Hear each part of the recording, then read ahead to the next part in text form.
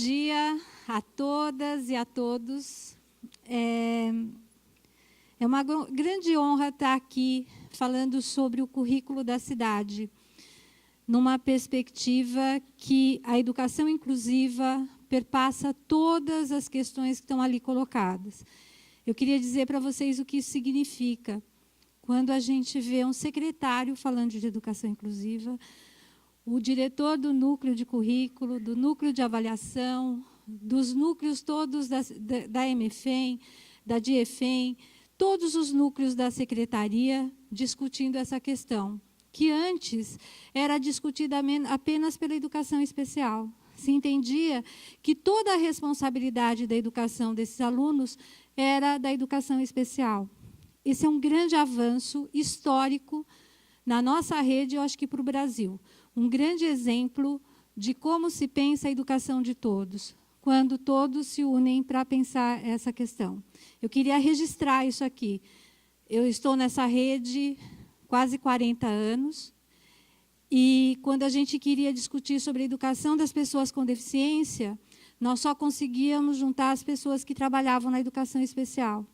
Ninguém mais queria discutir isso e queria saber sobre essa questão, que é um grande avanço histórico e que nós estamos construindo essa história juntos. Eu queria agradecer essa possibilidade de estar aqui nesse momento.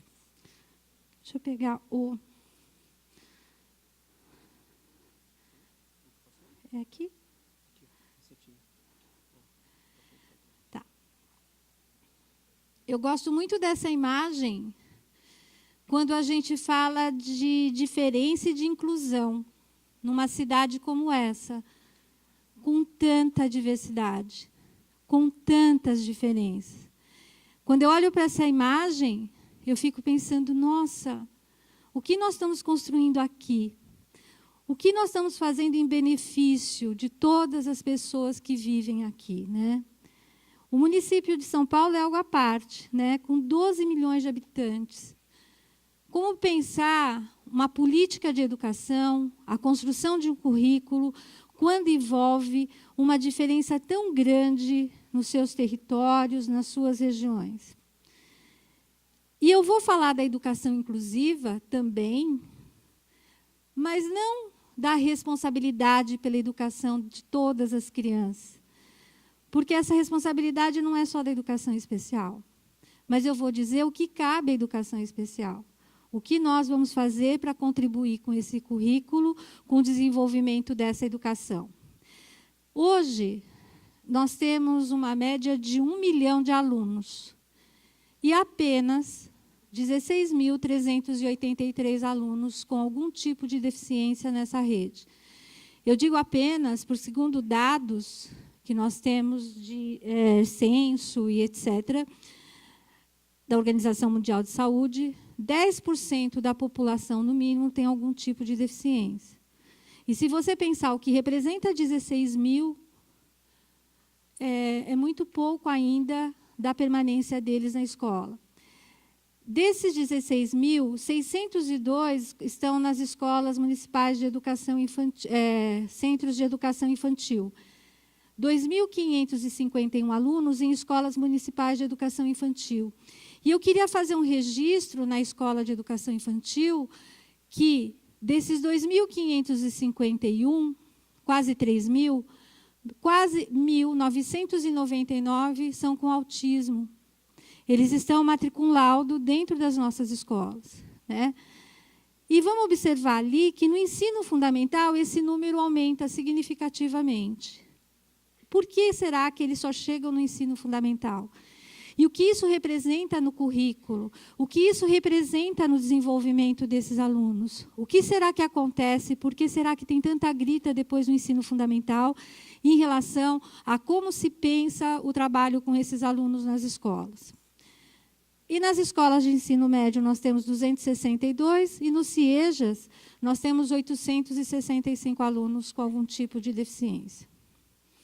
Além disso, nós temos os alunos surdos, que nós temos escolas bilíngues, 6 escolas bilíngues e escolas polo, o que representa um total de 1.229 alunos que necessitam de uma comunicação diferenciada para que eles possa ser assegurado a comunicação e o desenvolvimento. Para começar hoje, porque a gente está fazendo uma reflexão, uma formação, eu não vim aqui fazer palestra, eu vim trazer algumas questões que eu acho que são importantíssimas para a gente pensar. Quando eu falo desse currículo, da construção rica que ele foi, o quanto a gente conseguiu trocar, o quanto os professores da rede contribuíram para isso, os professores especialistas.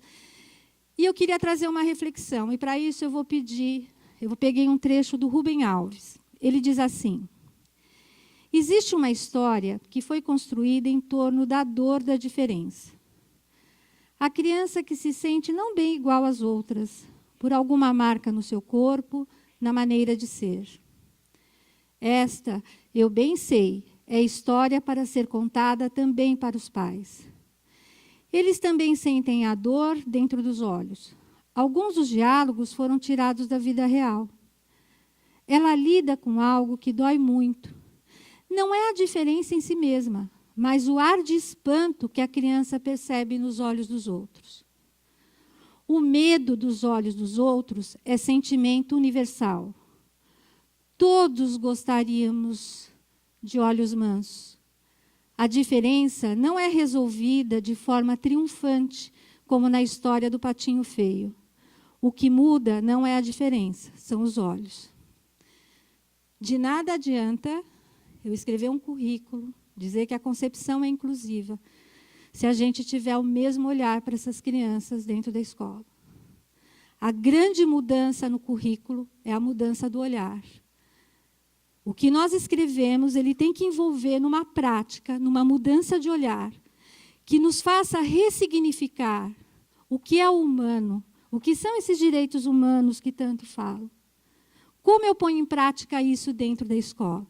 E eu queria trazer essa ideia para que a gente pudesse pensar assim: por que é tão difícil a diferença?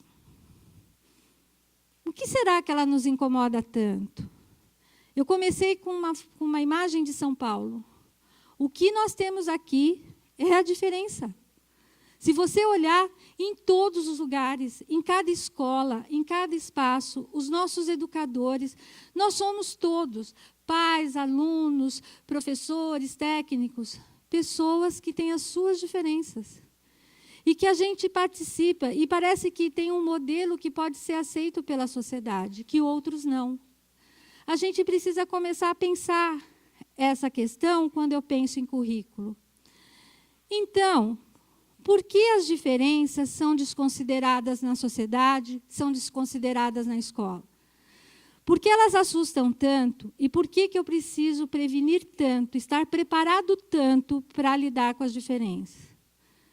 E eu posso dizer para vocês, a gente aprende a lidar com a diferença estando com elas, participando todo dia, construindo uma relação. E aí a gente tem que pensar no currículo, né?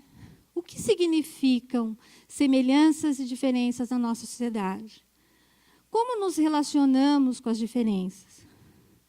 Mas o mais importante é o que estamos realizando em favor de uma sociedade que se quer para todos. A gente tenta falar que todos têm os mesmos direitos, a sociedade é para todos, não tem que ter um currículo diferenciado para uma criança com deficiência. Olha o entendimento que se tinha antes. E eu posso falar que a gente evoluiu bastante de 2005 para cá, quando eu estive também aqui. Nós não conseguíamos discutir no bojo geral da discussão. Nós fizemos documentos separados para discutir como deveria ser a orientação com crianças com deficiência. Olha o avanço que a gente teve, que hoje está no bojo da discussão geral.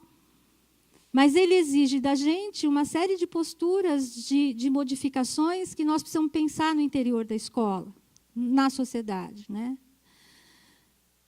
As concepções que se tem sobre o que é uma pessoa com deficiência influenciam muito o olhar da gente. E eu queria trazer rapidamente um histórico, só para a gente entender que essa resistência ela tem um motivo. Ela tem algo histórico que foi construído de imagem dessas pessoas, né? E aí eu trago para vocês, na história da humanidade, quais eram os paradigmas que se tinha em relação às pessoas com deficiência. O paradigma que a gente começa a perceber, quando nasciam pessoas com deficiência, eles entendiam que era natural que eles fossem exterminados. Eles não deveriam receber alimentação, eles podiam ficar lá, mas que a mãe não deveria ter nenhum investimento em relação a essa criança. Eles eram considerados como não humanidade. Então, eles não contribuíam em nada, era natural, as pessoas entendiam isso como algo muito natural. Posteriormente, vem um outro paradigma que trabalha a questão da segregação. Ele entende que as pessoas com deficiência, elas têm o direito de participar da sociedade, mas desde que elas fiquem separadas, em atendimentos segregados. E que existam pessoas, almas muito boas, que vão cuidar dessas crianças, mas que isso não cabe a mim. Interessante isso, né? Como isso influencia a gente até hoje. Muita gente diz isso. Eu não tenho nada a ver com isso. Alguém foi preparado. Eu não cometi nenhum pecado para estar atendendo essas crianças. E se acreditava que as pessoas que trabalhavam com elas ou eram almas que eram santificadas, professores muito especiais, ou pessoas que cometeram alguma coisa numa encarnação aí qualquer e está voltando para pagar as suas penas, né? Essas ideias estão tanto nas famílias como nas pessoas que trabalham. Essas falas, elas têm consequência. A recusa, ela não é uma recusa por qualquer coisa. Tem um pensamento por trás que me move a não entender por que eu preciso trabalhar com eles. E aí, qual foi a consequência disso? O isolamento e a institucionalização. E aí, tudo bem que eles ficassem em algum lugar. Na cidade de São Paulo, data lá de 1950, quando os pais começam a buscar a educação para os seus filhos com deficiência, a solução de São Paulo era ceder terrenos para essas instituições, como a PAI, a CD e tantas outras, para que eles fossem atendidos lá. E a gente já tinha feito a nossa parte, então está tudo bem. Só que isso foi evoluindo. Na integração, a concepção que se tem é que eles poderiam participar com os demais desde que eles fossem normalizados. Ou seja, aquelas pessoas com deficiência que conseguissem se igualar às pessoas ditas normais, elas poderiam estar na classe regular, poderiam participar com os demais.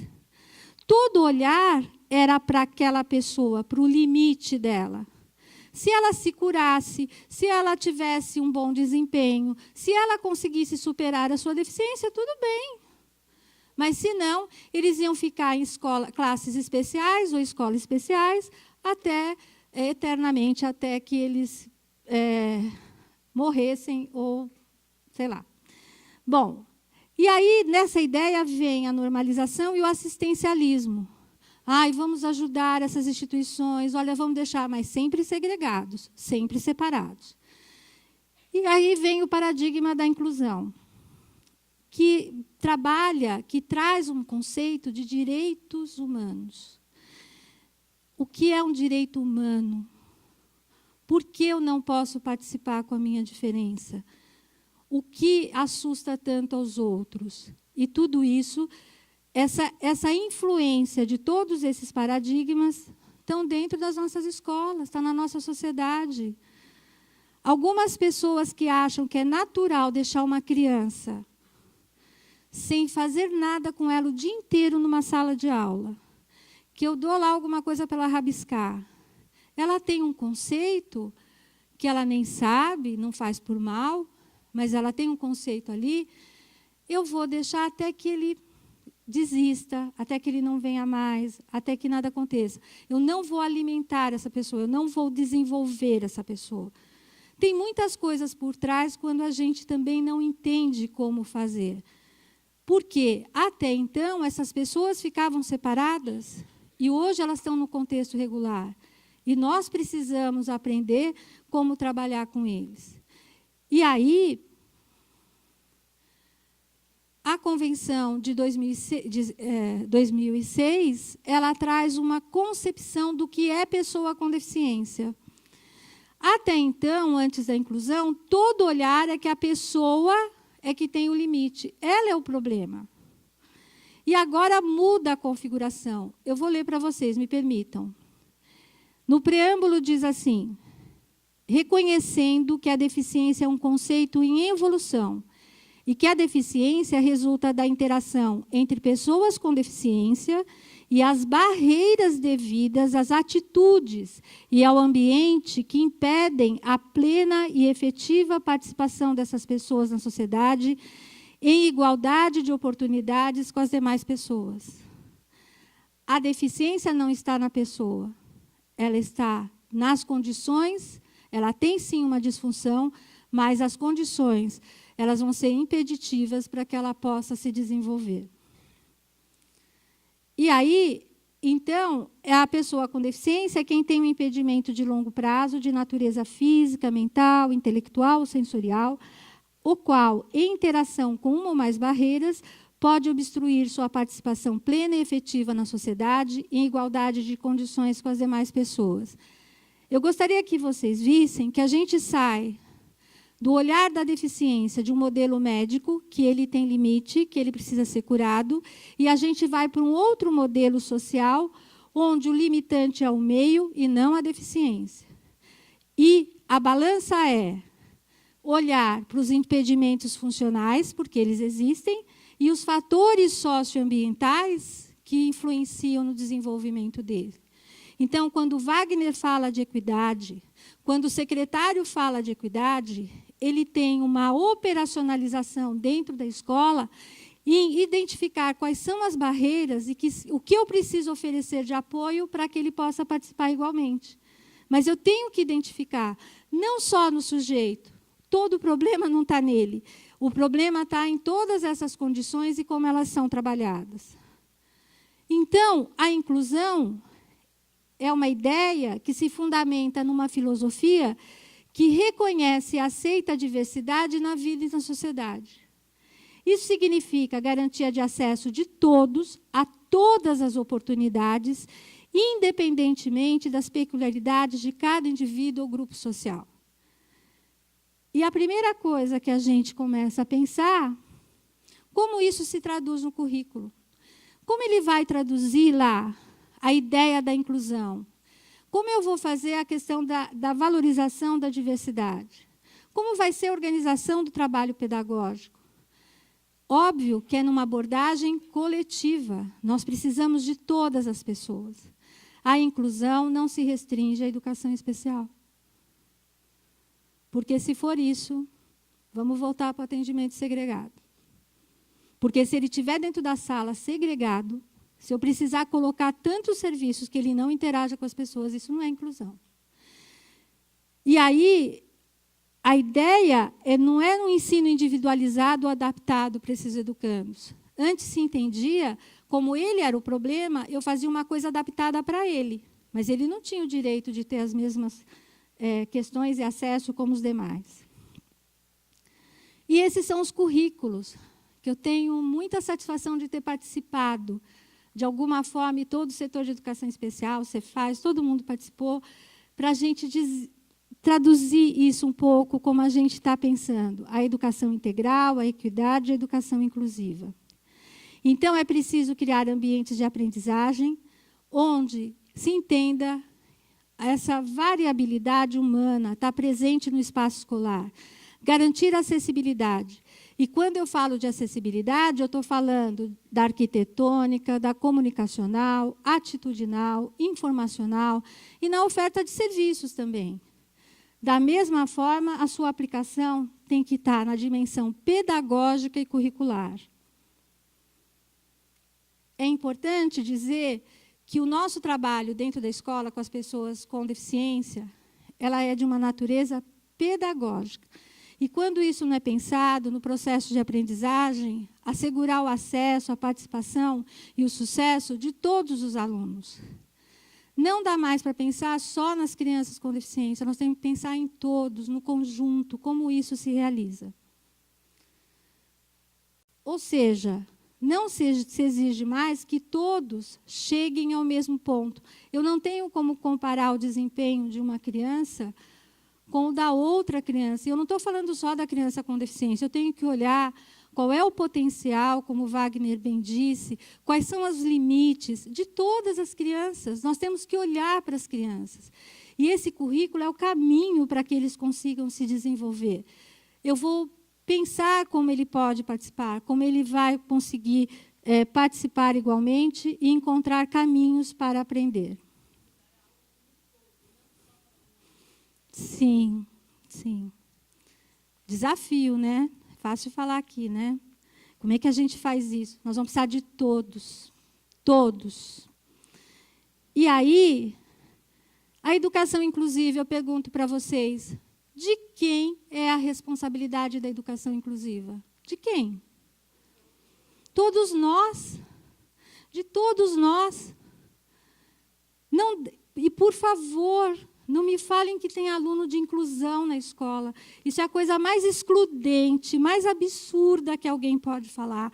A concepção é de educação inclusiva. A concepção é de uma educação para todos, que eu não vou ter lugares separados para trabalhar. Eu não tenho aluno de inclusão, eu tenho alunos. Alguns têm deficiência, alguns estão em vulnerabilidade social, alguns têm dificuldade de aprendizagem, alguns têm altas habilidades. Quanta diferença e diversidade eu tenho dentro da escola? Como eu posso melhorar e entender que eu vou preparar uma aula para todos esses alunos? Quantos ficam fora quando eu preparo um modelo único que só alguns vão se beneficiar? E o que cabe, então, à educação especial?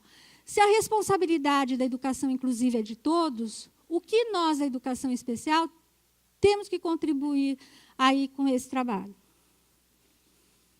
Nós temos a política paulistana de educação especial na perspectiva da educação inclusiva, que traz no seu objetivo assegurar o acesso, a permanência, a participação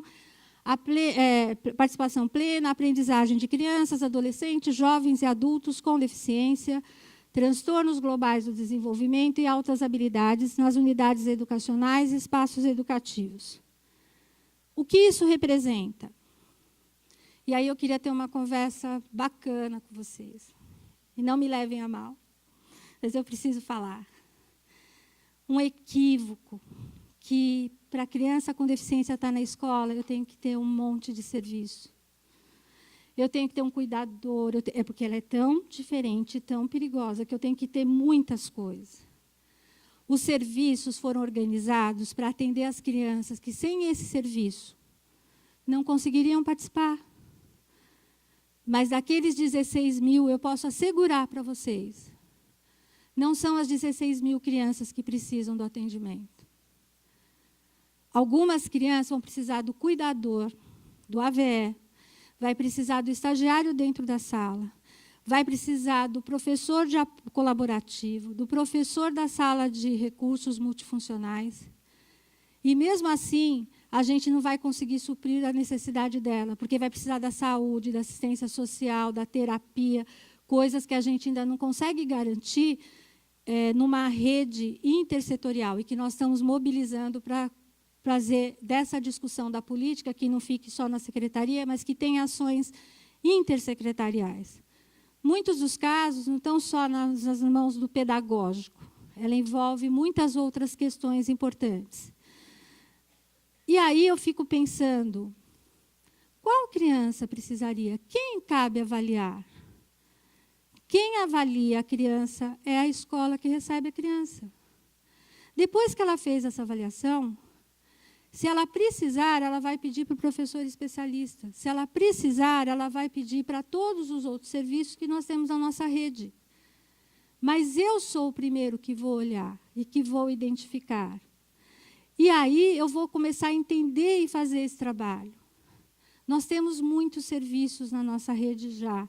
É uma rede preferencial que o Ministério Público acaba indicando, Defensoria Pública, Juiz da Infância, porque nós temos uma qualidade de trabalho com os profissionais da educação que é reconhecida, mesmo com muita dificuldade, com muitas questões. Hoje fiquei super feliz que o secretário, fiquei sabendo quase ao mesmo tempo que vocês, que vai ter ampliação dos serviços, que nós vamos conseguir assegurar mais serviço. Mas se ele não for bem utilizado, se eu continuar escolhendo um professor na reunião de conselho que não tem perfil para trabalhar com a educação especial, porque ele dá trabalho na escola, melhor ele lá. Ele não está fazendo nada. Ele está dentro da sua escola fazendo absolutamente nada.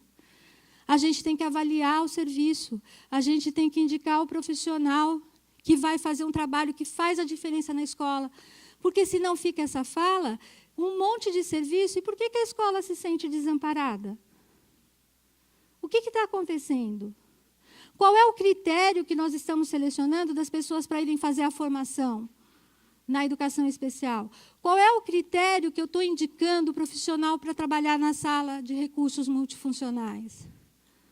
É para fazer a diferença ou é para eu conseguir colocar um professor lá que está me dando trabalho na escola? No conselho, tem vários professores excelentes, e nas escolas onde tem esses profissionais, a gente vê a diferença.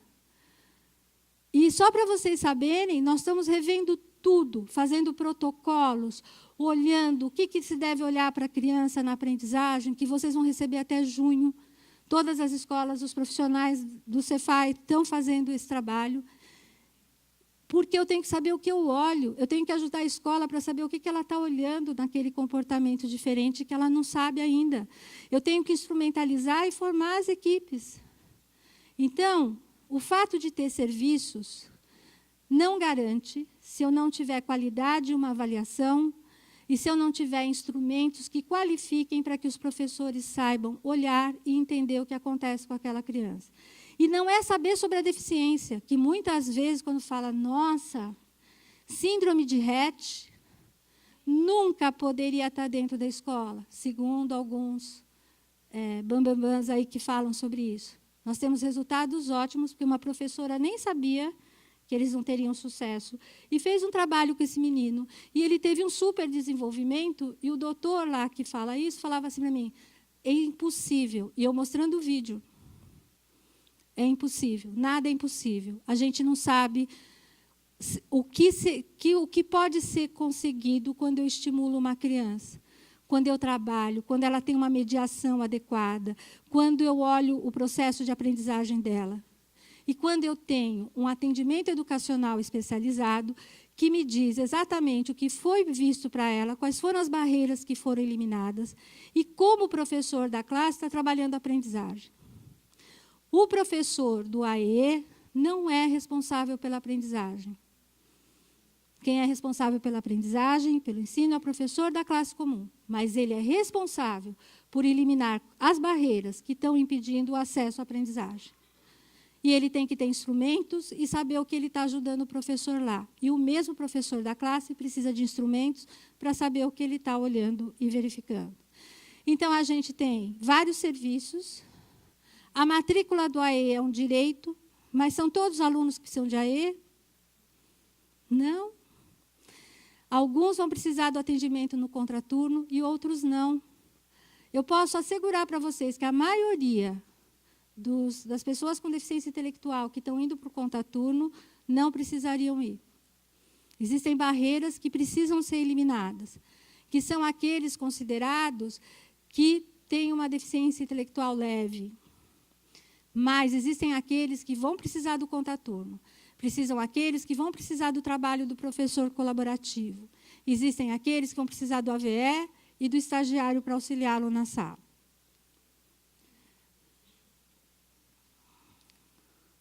Bom, eu trouxe algumas considerações e vou estar aberta para as questões. São reflexões que eu queria trocar com vocês. Todo dia lá a gente fica assim, nossa, é muita coisa para fazer, né? Dá um medo, né? E o secretário acabou de me avisar que ia aumentar o serviço, ele falou, agora você vai ter que trabalhar. Eu falei, Jesus, mas nós todos. E eu quero dizer o quanto, nesses 39 anos de rede, eu estou feliz de estar nesse momento aqui com vocês, porque nós todos participamos dessa construção. Foram muitas mãos, muita gente falando. E ontem, a gente está fazendo um programa para o atendimento dos autistas na nossa rede. E tem pais participando, especialistas. E ontem eu ouvi uma coisa assim de uma mãe que é da nossa rede. Ela falou assim, meu filho hoje tem 14 anos. Eu investi dele estar na rede. E muitas mães optaram pelo atendimento segregado, porque é bem recente essa coisa do autista estar no ensino regular. E ela falou assim, eu estava discutindo com ele a questão da célula. Meu filho não elabora 4 palavras numa frase, mas escreve muito bem. E aí as outras mães olharam e falaram assim, ele está estudando célula? Ele está estudando essas coisas? Falou, claro. E ele sabe. E as outras mães falaram assim, me arrependo de não ter tido a coragem de ter discutido isso, porque o meu filho não consegue fazer muitas coisas que o seu filho está fazendo. Trabalho de quem? Do professor da rede, do professor que está na sala regular, do professor que deu apoio, e dessa mãe, que ao invés de ficar brigando com os professores, chegou junto e falou assim, eu estou aqui para ajudar, eu estou aqui para fazer com vocês. E eu queria dizer que a inclusão, a concepção de educação inclusiva, envolve esse olhar que todos têm o direito de estar juntos, e a gente tem que olhar para todos, os que têm vulnerabilidade social, os que não estão conseguindo aprender por condições emocionais, sociais, a questão étnico-racial, tão preocupante na nossa rede, como a gente tem acompanhado isso. Toda essa diversidade de São Paulo, que representa muito bem a diferença no Brasil todo. E só para encerrar, eu queria essa frase, uma frase muito simples, óbvia, mas o óbvio é difícil de dizer, né? Mas ele diz assim, o Anton Lake, ele diz assim, em algum lugar, alguém está dizendo a um menino que ele não pode brincar porque não consegue andar. Há uma menina que ela não pode aprender porque não consegue enxergar. Esse menino merece uma oportunidade para brincar. E todos nós ganhamos quando essa menina e todas as crianças conseguem ler, aprender e contribuir. O caminho a percorrer será desafiador, mas crianças não aceitam limites desnecessários. Nós também não deveríamos aceitar.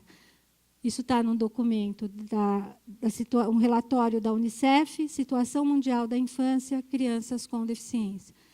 Era essa reflexão que eu queria trazer para a gente abrir para o debate, e é isso que eu acredito. Muito obrigada pela atenção de vocês.